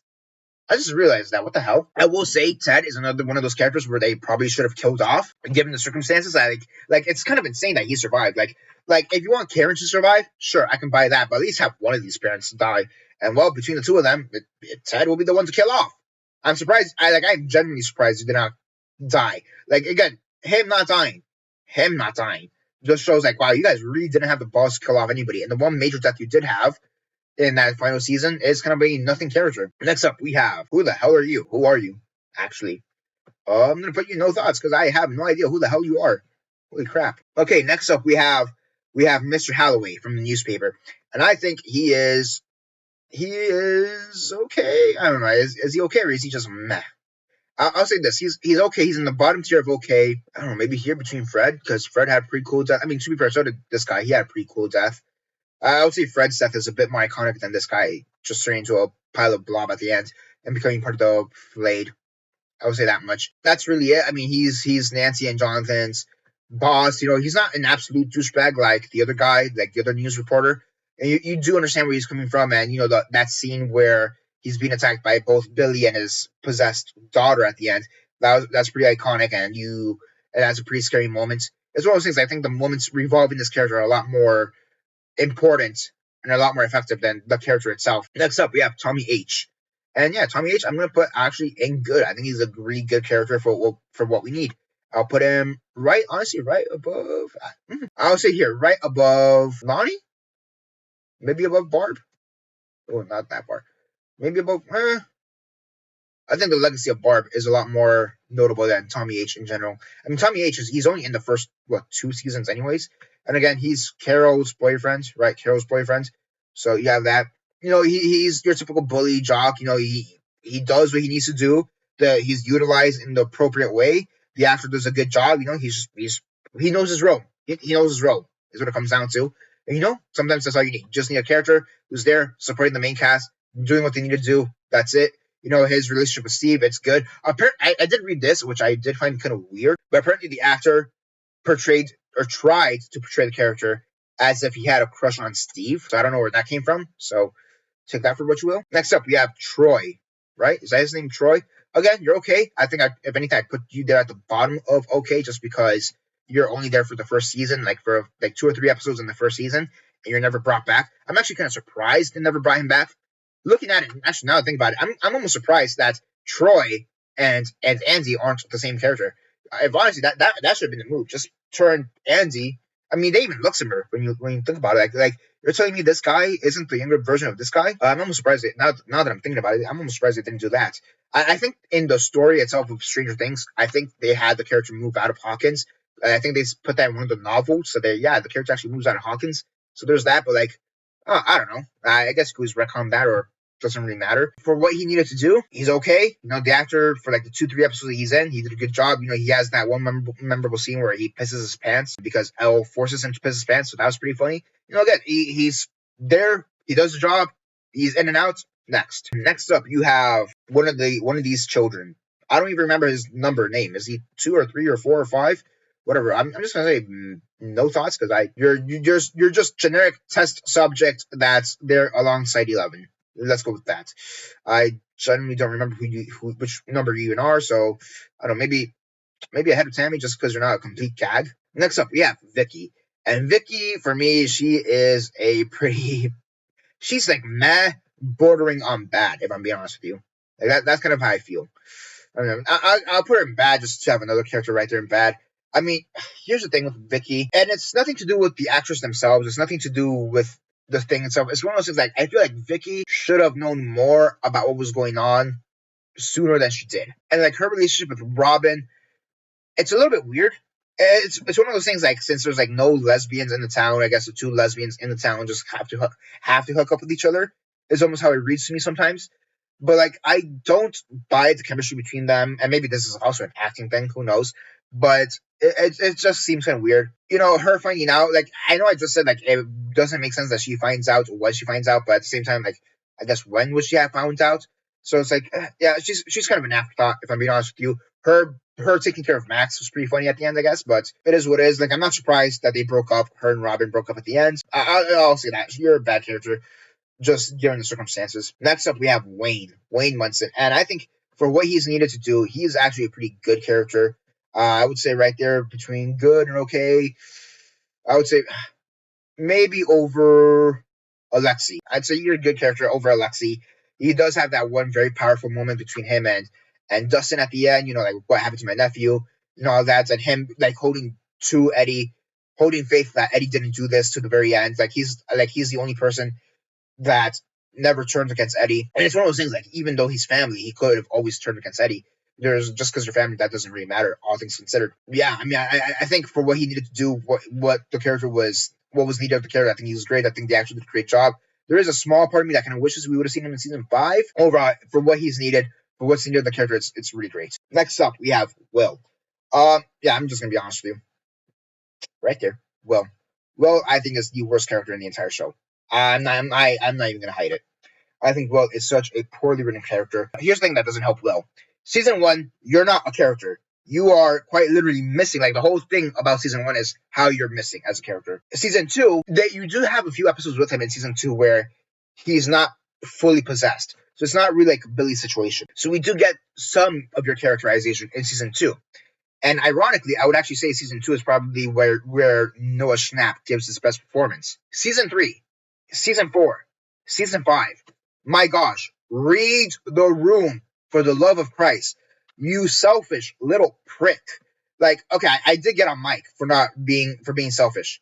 But at least Mike was able to read the room. Like everything this guy did, Will. And again, this comes down to writing, but like I would say even more so than Mike, he is so selfish. Like your friends, Lucas and Mike, they are currently breaking up with their girlfriends, and all you care to do is play D&D. Like really? Is this really the time to play D&D? Get out of here. You know, you're pissed off that Mike didn't call you when he's quite literally dating your adoptive sister. Yes, I understand that you could be kind of pissed off that he's not calling you as much, but you also have to keep in mind that he is in love with Elle. Why do you expect that to have changed? You know, that's why I said earlier, it doesn't make sense for me that Mike would say you're my best friend, especially if the intention is to say the best friend, when throughout the entire series that has not been the case. And yes, I understand you have a crush on Mike. That whole coming out scene, first off, the way that was handled, the coming out scene was just terrible. Okay? Like you're telling me that you have to stop this whole thing, the hunt for Vecna, and making sure that Vecna stops just because, hey, I need to come out right now. Honestly, him coming out should have happened all the way back in season 4. And that's the other thing. I'm sorry, but season 3, season 4, season 5, him being gay just kind of becomes his whole personality. And I'm just to kind of further elaborate on that, which I kind of mentioned at the beginning of this rant, but like, I'm sorry, Noah Schnapp is just a horrible actor. I do not like him as an actor. I find him to be extremely annoying as an actor. There's very few moments throughout the series that I think he does a good job. I think there's times in the series where he does a passable job, you know, where he does like the bare minimum. But I think overall he's just a terrible character. Even not even terrible. I think he is even more so than Dr. K. I straight up think he is the worst character in the entire show. He is the worst character in the entire show. Your best performance is in season 2, and even with that, your character is possessed by the mind flayer halfway through it, so we're not even getting your personality. I guess that's more than what I can say for Billy, so I'll say that much. But yeah, I hold to that. I think Will is the worst character. He's also the worst written character, the worst acted character. Just overall, the best thing they could have done with Will is honestly just kill him off in season 1, or maybe even in season 2. That's honestly the best thing you could have done. I will say this to give the character some credit. it is finally great that in season 5 that he finally got to do something else that's not just being gay, him being an emotional mess, him having the powers of Vecna at the end and being able to possess Vecna and tell Max to run away. I thought those were some pretty badass moments, but overall, like, those a few badass moments doesn't immediately redeem the character of Will. Next up we have Yuri, and I'm gonna put you right there at the bottom of okay. Yeah, I mean, I guess over Troy, over Patrick, over Neil. I think over Mr. Hargrove. Maybe not as far as Miss Henderson, but I think at least over Mr. Hargrove. I'm looking at Mrs. Henderson. Like, maybe I should put her just a little bit higher. Maybe there. That means that feels a bit more right. There we go. Oh yeah, Yuri. I mean, he was a fun presence, but we knew what he was about. He's this traitorous Russian who was supposed to help Joyce and Murray get Hopper, and help Enzo and Hopper reconnect with the rest of the group.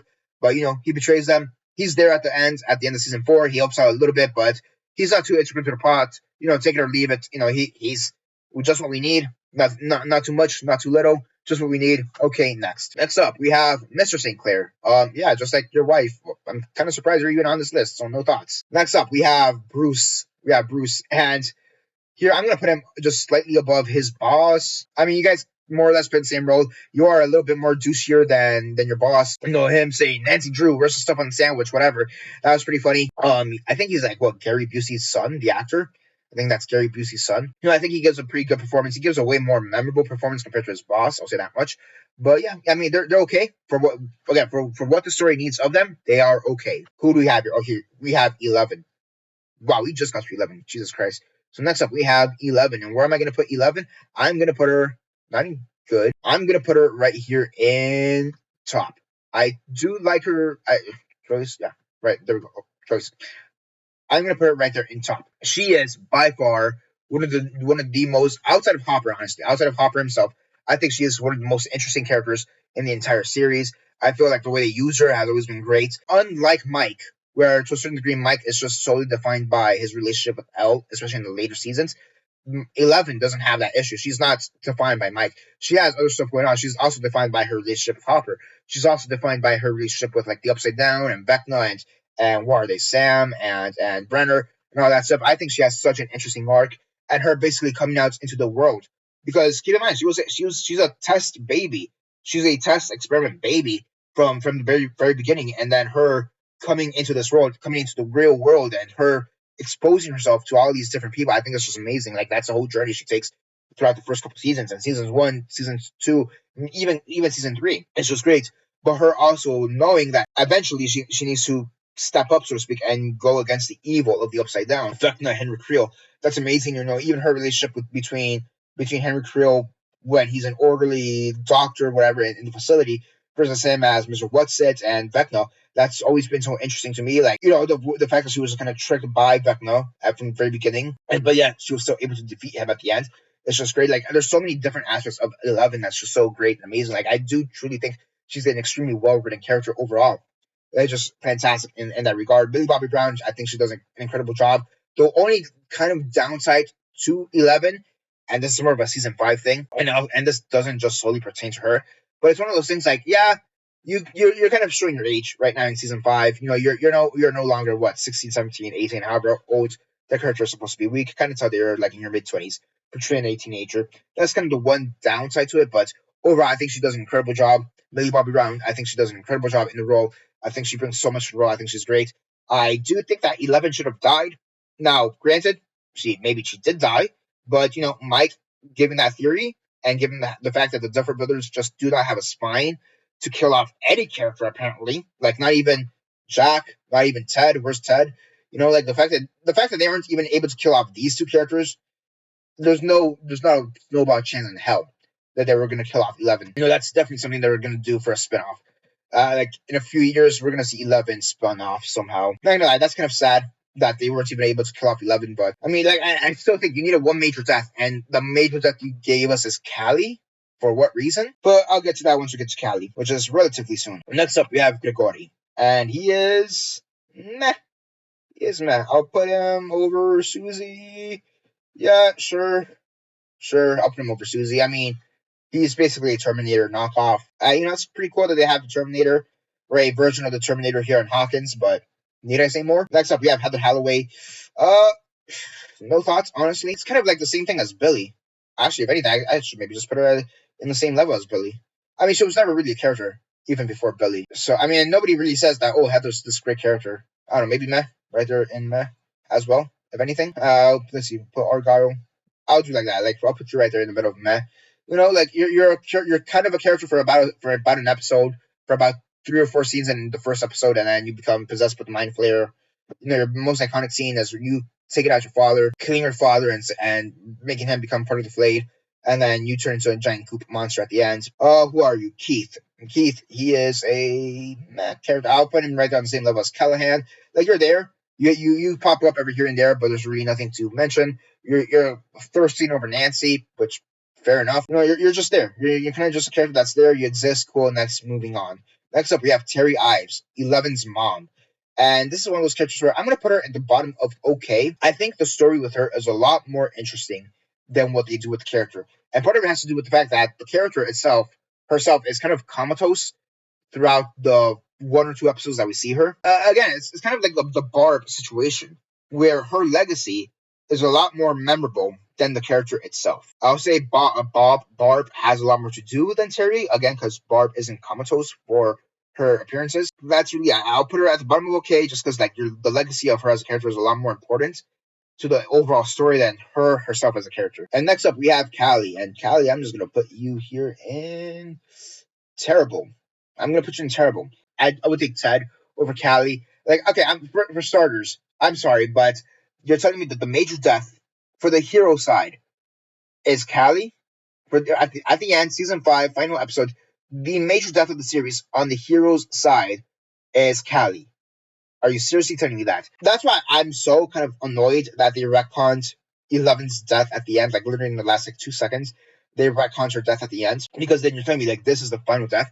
So of course they're gonna kill off the one character from the one episode that's often considered the worst episode of the series. And I'll also say this much: this isn't for hate on the actress. I think this comes down to a writing issue and maybe even a directing issue. Because in season 2, even though the storyline for that episode, The Lost Sister, is pretty bad, I'll say that at least her character made sense.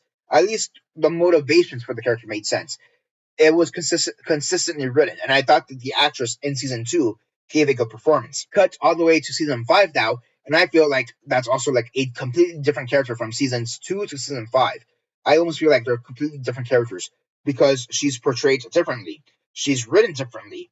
I'd have to double check this, but there's even people say like, "Yo, did she lose her accents in between seasons?" That's something I'd have to really double check. But I think that goes down to a writing and directing issue versus an acting issue necessarily. That's what we have there. Like, and again, her being a major death at the end. Like, really? That's who you pick? Come on, you do better. And then going from here, these next 1, 2, 3, 4, 5 characters. These are all characters that were not on the original template here. These are characters I actually added because I think they needed to be added. And now we're going to add them here onto the rest of the tier list. So here we have Benny Hammond. I mean, he's the first character that Eleven ever interacts with after she escapes Hawkins' lab. And, you know, he's just a good guy trying to do right by the people around him. He sees this kid that's in trouble and he's trying to, call CPS to make sure that this kid gets the help they need. 11 gets the help they need. And because of that, I think he's a really good character. Yeah, I'm gonna put him right there in good. Probably like right there along, like right below. Actually, no, that's kind of wild. If I put him over Mike and over Rob, I think like right there, right next to Scott, maybe like right next to Wayne. I think right there, like right next to Wayne. That's where the split happens. I'll put him under Wayne just because I feel like Wayne has a lot more to do versus Benny. But yeah, I mean, he's just a good guy trying to do right, and he gets killed for doing the right thing. Justice for Benny, especially because his restaurant then becomes like the main hangout spot for the jocks, for Jason and his crew in season 4, and they just completely trash the place. Like, really? Oh man. And now speaking of Benny, now we have the person that kills him, Connie Fraser. And yeah, she's kind of the character that you love to hate. I will say this, looking back at the series, she wasn't as, I don't know if scary is the right word, but it's one of those things that I think I remembered her having way more of a presence than she actually did now that I'm rewatching the series. Her death is very iconic. It's one of those things that I'll put her like right there at the bottom of okay. Yeah, it's one of those things. I think her presence back then when I first saw the series was a lot more greater, but now looking back at the series, like outside of her killing Benny and her just being kind of like a nuisance throughout all of season one, like what does she actually do? So I'm just gonna put her right there at the bottom of okay. She did have a pretty iconic death, her just like not melting, but like 11 like squeezing her brain from the inside out, and her just like bleeding through her eyes and her nose and her ears was pretty cool. Like yeah, like that's a death that you definitely deserve. There's a part of me that almost wants to relate her or compare her to Dolores Umbridge from Harry Potter, like that one character that you just love to hate. I feel like to a certain extent she has that, but not to the same degree that I had originally thought of her as. All right, next up we have Funshine, and the reason I added him is because you quite literally have everybody else from the crew. You have where is he? Alex, Axel. You have Axel. You have Dodie. You have this girl. Like you have Callie for obvious reasons, and like you really forgot this one other guy. Like I'm just putting him here because you have the rest of his crew here. Seems kind of wild that you don't have him there as well. I also just kind of realized, I guess I have more respect for the people on her crew than Callie. That's pretty funny. All right, next up we have Powell, the other police officer that's there. He's a lot better than Callahan, wherever Callahan is. I'll say he's okay. I'll put him over Connie, over Terry. Let's see, Patrick over Neil, over Yuri. I guess looking at some of these rankings, he is better than some of these characters. I'll put him. I'm trying to think where should I put him here? Because I think he's okay. I wouldn't go as far as to say he's a good character. Maybe over Barb. Maybe here at the top of okay. It's one of those things, like I'm looking at him compared to the other characters here that are okay. Like yeah, I like you a lot better than some of these other characters. I mean, Troy is really just a douchebag kid. I mean, she's comatose for most of the stuff. You're a single episode character. I mean, Tommy H has more of a role than Powell. So, yeah, I mean, it's one of those things. He's a presence. He's always there. He's reliable. He does become the chief of police in season 4 because of the fact that Jim faked his death, kind of, or was transferred to Russia. So you have that going for him. So I think his best performance, his best outing is in season 4, where he's trying to figure out what to do given the circumstances. Overall, again, he's a nice presence, and it seemed kind of weird that you would have Callahan, but not Powell. So that's kind of why I added him to the list. And then last but not least, Victor Creel, played by Robert Englund himself. This is how you do stunt casting, and I think just because of that, he is going right there in. Do I put him in great? Do I put him in great just because of how Robert Englund was used? Yeah, you know what? I'm going to put him in great just because of how Robert Englund was used. Yeah, that's how you do stunt casting. I don't know what the hell happened there with Lindsay Hamilton. Like, that was horrible the way they used her. But this is how you do stunt casting. Even Sean Astin to a certain extent. Where are you? Even Sean Astin as newbie. That's how you do stunt casting. Rob Reiser, that's how you do stunt casting. Matthew Modine, that's how you do stunt casting. Lindsay Hamilton, I don't know what happened there. But yeah, he had a great scene. Again, portrayed by Robert Englund, him describing the story of how he lost his family and all that. Like that one scene alone is great. It shows why Robert Englund is just a great actor, even outside of the whole Freddy Krueger stuff. Like, it's great. His look is really iconic with the fact that he tried to kill himself by scratching his face with a razor. Oh, that's great. Again, it's one of those things, like, he, for the one scene, for the one shot that they needed of him, he delivered. He delivered for the one scene that they needed of him. And even then, keep in mind, he's portrayed by 2 actors. Even the younger version of Creel here that they got for him, I thought he did a really great job as well. But again, this also comes down to Robert Englund. I'm not gonna lie, Robert Englund is kind of carrying the fact that he's in the greats category. If not for the fact that he's portrayed by Robert Englund, I still would have him in good, probably in the bottom of good. But just because it's Robert Englund himself, I'm going to put him right there in great. So yeah, that's the entire list we have there. Give me a second here. So yeah, that's the entire list right there. I do think there are some pretty funny things going on here, like dipshit Derek being like over Lucas, over Nancy, even over Creel. That's pretty funny. Again, like I said, Henry Victor Creel being this high really is just a testament more so to Robert Englund and stunt casting right there. I'm not going to lie, rewatching the series, I thought Mike is a lot more unlikable. Like I said, I just completely despise that character. I think one of the worst characters in TV, period. Worst stunt casting right there. Billy, the love that people have for Billy, that makes no sense at all. Kind of surprised by some of the characters they included. Like, I'm surprised you guys included the Sinclairs here. And then some of the omissions, like, you guys had everybody else from that Lost Sisters team, and you guys didn't have this guy. Just seemed kind of random. Yeah, I mean, you have a gag character here. You have a character from the play. Who the hell are these 2 characters, by the way? Who the hell are these 2 characters? I still haven't been able to figure that one out. Overall, there's your list. There you go. What are your thoughts on that? Comment all that time. We let me know. I'll have the link for this tier list down in the description down below. just keep in mind that some of these characters aren't on the original list. Like I said, this guy, where is he? He's not on the original list. Powell is not on the original list. Who else? Victor Creel is not on the original list. Connie and Benny, where are they? Connie is not on the original list, and Benny, where's Benny? Benny's not on the original list, so just keep that in mind. But yeah, like in general, I knew most of these characters were gonna be at least in the good to top categories. I think it's one of those things because we're also going down through like a lot of minor characters like Yuri, like Patrick, like even Tammy. Like it kind of fills out a lot more because I feel like take out some of these like basic like side note characters. Like I'm pretty sure this would be a lot more even. But overall, there you have the list. Again, I'm not generally speaking, I'm not really harping that negatively on characters, but the ones I don't like, I really don't like. And there you go. I'm not gonna lie, I'm even surprised by some of these placements. Like I'm kind of surprised that I put Vicky and Bat at the end, but like it kind of makes sense. Like this guy's a mech character, like he's a mech character. I mean, I had this guy twice here by accident, so take that for what you will because he's kind of forgettable. I feel like out of the negative ones here, like maybe the biggest surprise would be, I don't know, Susie. That's basically it for now. Comment on that down below. Let me know who is your favorite Stranger Things character. Comment on that down below. Let me know. And that's basically it for now. This is Daniel Mart signing off.